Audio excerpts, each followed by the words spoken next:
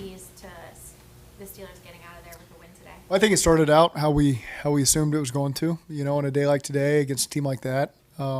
First half 7-3 coming in the end of the half, and just what I talked to the team about is, when we get opportunities, ball in the red zone, we got to come away with points. We get an opportunity at the end of half to maybe pin them down there deep, as opposed to a touchback and let our defense get a stand and get the ball back. We got to take advantage of it. And then when we do pin them down there, at the 11-yard line, we can't let them pop out on the first play. And so I think you just look at the entirety of the team there, and there were some situations that we certainly could have handled better. That in a one-score game, can end up being the difference. And credit to Pittsburgh, they handled those situations, and I thought we could have done a better job of that today. Zach, why was Pryor able to have such a he made some one-on-one plays. I thought that there were a lot of times we were tight in coverage, and there were some times he's over the ball in zone coverage, and they put it on him, and he goes down quickly. So, again, we'll watch the tape and see really what the issue was there. How much of the inability to run the ball really hampered you guys, and what was the issue in the run game? Yeah, that's life versus Pittsburgh, and it's that's what's going to happen. It's going to be tough sledding when you're running the ball. We need to get more production out of that. It takes the pressure off the pass game. That's what they rely on. They rely on taking off the run and being able to rush the passer and putting you in known passing situations. And so we got to do a better job, just managing the drives as we go and putting ourselves in a little bit more advantageous situations. Obviously, if you can put yourself in a situation where you call more runs and you're not in 2nd and 10, 2nd and long, 3rd and longer, you can get more runs off. Then eventually some of those runs start to get you bigger gains. And we didn't get an opportunity to get enough runs off. Is volume an issue right now in the run game? We only had, 40 plays, I think, and you're going to look at a lot of them as 2-minute and 3rd down. So at the end of the day, you just got to look at normal down plays, run and pass. And we tried to do our best to keep some balance there, but there wasn't a lot of opportunities in this game. What's your confidence level in Joe Mixon right now, Zach? Very high. This has nothing to do with Joe Mixon. This is the entirety of the unit coming together. And so don't make this about one person. It's not like there was missed opportunities there from what I could see. He continues to run hard, and he's given us what we needed this season. What did you think of Jake's first third? What's that? Jake Browning's first third. I thought he handled some things really well for us, and it's a tough task to play a divisional game versus a good defense in your first game. There's going to be plenty of things he can learn from. I told him just walk him. This is just the first chapter in his story, of getting to play a real football game and getting a chance to assess his performance and rebound and move forward and still have all the confidence in the world, Jake. Was Chase Brown able to run the ball today, or was it? We just didn't have any opportunities. Mixon had 8 carries, and so you take away 1 or 2 of those, and he gets 6. So again, we need more snaps. We need to get more first downs that give us more snaps.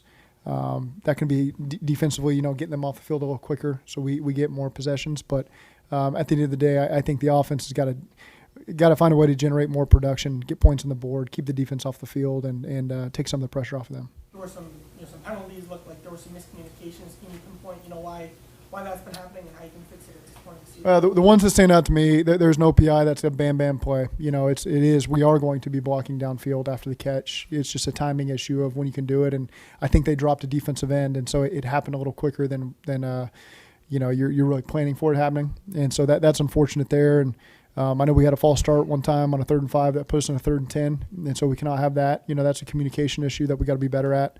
And so again, things that we got to continue to just assess them all as a whole and see. Some of them are just going to be part of playing the game, and some of them we can certainly clean up, and we got to assess where they all fall into. Kind of that, and expanding off that, there are reasons some things that were strengths of the roster last year might not have carried over into this year. I think we have a really good football team, and we just got to find a way to get wins here. We're on a 3-game stretch now. We haven't found a way to do that. We had a great stride going into these 3 games. And so, again, that's kind of how the NFL season goes. You're going to hit stretches, and you got to find a way to overcome them and regroup. And I told these guys Monday Night Football is the perfect opportunity to be able to put your best foot forward and change the narrative of what's happened these last couple of weeks. And I've got confidence this team will rebound the right way this week and put in the work they need to. There was a flag call, Zach, on their only touchdown. What did you see on that play? And did you get any communication as to why they picked up the holding call? The initial call was holding, and then they decided it wasn't holding. So that's really all there is to it. Is it even more frustrating when some of the same themes continue to happen on the defensive side of the ball, whether it be explosive plays and shoring up the run defense? They keep points off the board. That's what we want. And to hold them to 3 points in the first half. I feel like offensively we can do more on that first drive of the second half to build a 10-3 lead or 14-3 lead maybe. And then the defense can really play the style of ball that they want to play. And so, again, we'll assess the performance by everybody and what we need to continue to improve on. I saw some really positive things from our defense tonight as well. Is that where you'd say the game turned a bit in their favor, is that interception? Well, I think just the turnover battle in general is something we preached all week. And we ended in a tie. We had the lead in halftime. You got to find a way to get one out on defense or special teams. That was a big part of it, so that factors in as well. And we just got to do a great job protecting the ball. How much was kind of what you wanted to call similar to what you would had Joe been able to play?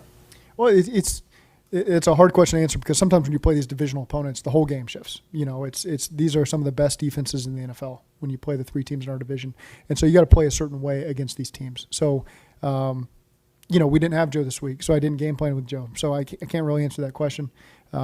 Just know that we got to be situational sound. We got to win the turnover battle. Can't have the penalties that we had today in order to win games like this. Logan got nicked up at the end there, do you know?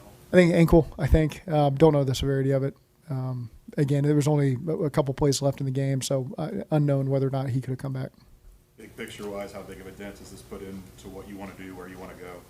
Yeah, we have to move our focus forward. There's nothing we can do to change this one, and it's important that these guys and I trust that they will. The leadership's going to continue to step up. These guys are going to remain close. Our attention to detail has got to continue to be sharp, and just find ways to win in December. And that's this team has shown the ability to do that in the past.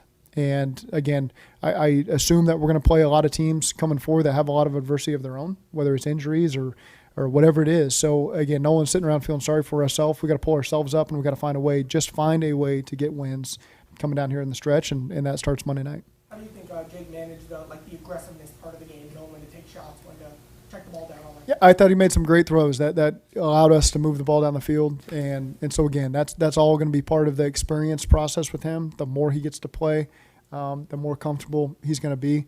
They had that's one of the better defensive lines in the NFL. And so they pose a lot of issues, and the truth of it is when you get behind and they get to really play to their strengths, that becomes a challenge. And for a guy in his first start, we got to do a great job taking that pressure off of him and finding a way to play with the lead. Jack, are you able to confirm that Joe Burrow's going to have surgery on Monday? Yes. Do you expect to have a full recovery? Yes.